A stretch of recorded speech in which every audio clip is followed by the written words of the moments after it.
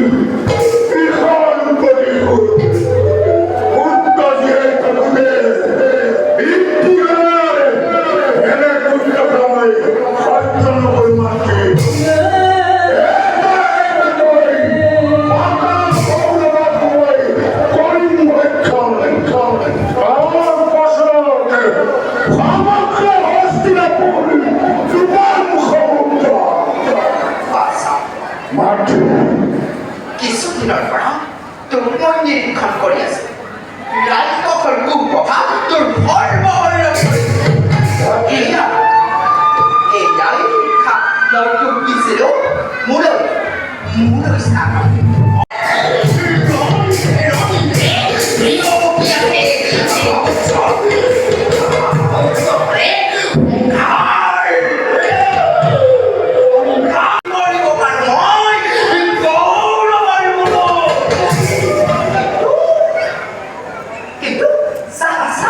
মইতো ধৈৰ্য ধৰি আছো সেয়েহে ধৈৰ্য ধৰিব লাগিব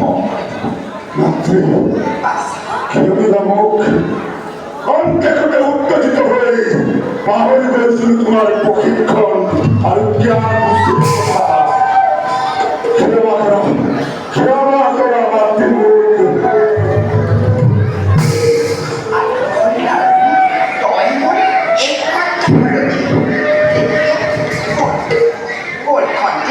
বিশ্ৰাম কৰিবি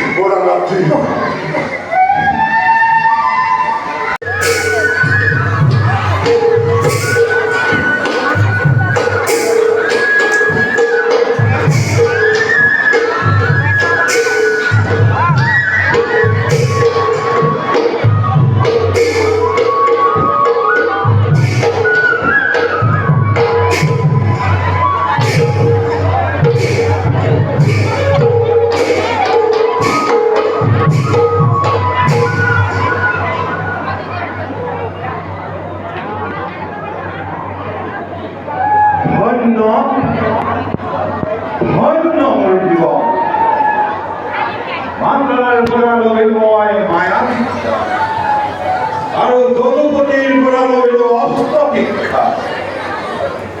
যদুপতিৰ আদেশতে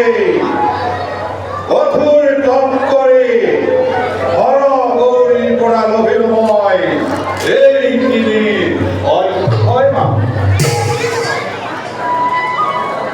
বহুদিন হ'ল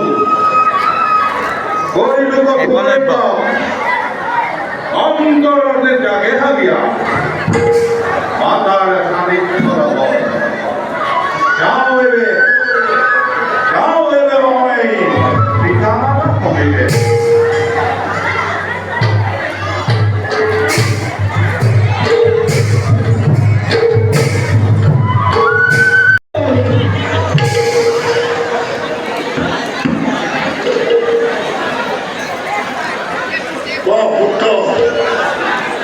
তোর ব্যবস্থা সফল হলে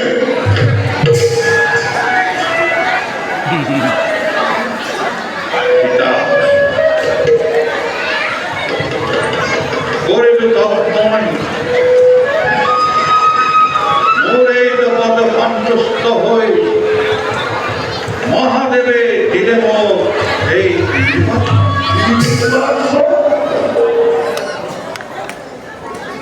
হয় পিতা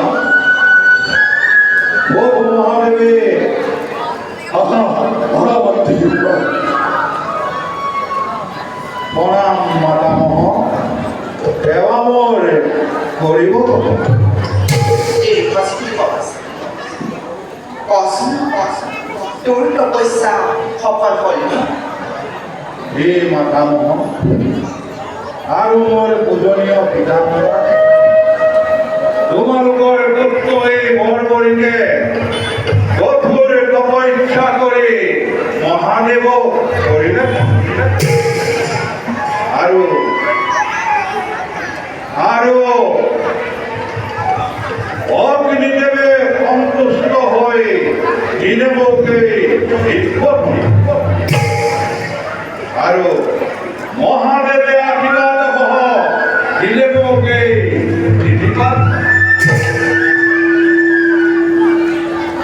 হে মহাদেব একবাৰ কেন নাই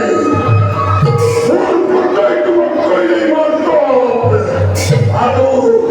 তাৰ পৰিণাম স্বৰূপে বিচাৰ মাত্ৰ পিতা মহাদেৱৰ প্ৰতি তুমি নকৰিবা নাজানা তুমি এই মানুহৰ কথা জনা হ'লে নকৰিলাহেঁতেনে তুমি মহাদেৱক কবই জানা পিতা মোৰ এই প্ৰথম বাতে মানে য'তেই মোৰ কৰিব দিছোঁতে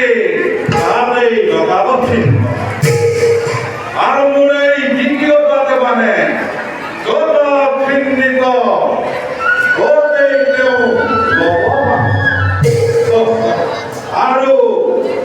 মোৰ এই তৃতীয় বাতে মানে এই তৃতীয় বাতে মানে পিতা নিৰীহতে সমস্ত সৃষ্টিকা কৰিব নেকি উত্তৰ ৰূপায়ণ কৰা দিপাৰৰ বাবে আপোনাৰ চৰণত মই নাচিছোঁ আৰু তই কৰিবৰে কৈ গম তই ভুল কৰিবই কৰিবৰে সহায় মাতামহ আৰু মাতৃ পিতৃ কৰিছোঁ মন মই এই অস্ত্ৰ মই সদায় প্ৰয়োগ কৰিম দুৰ্বলী আৰু যি পৰ্যন্ত এই অস্ত্ৰ মোৰ হাতত থাকিব কেতিয়াও দুৰ্বলী নহ'ব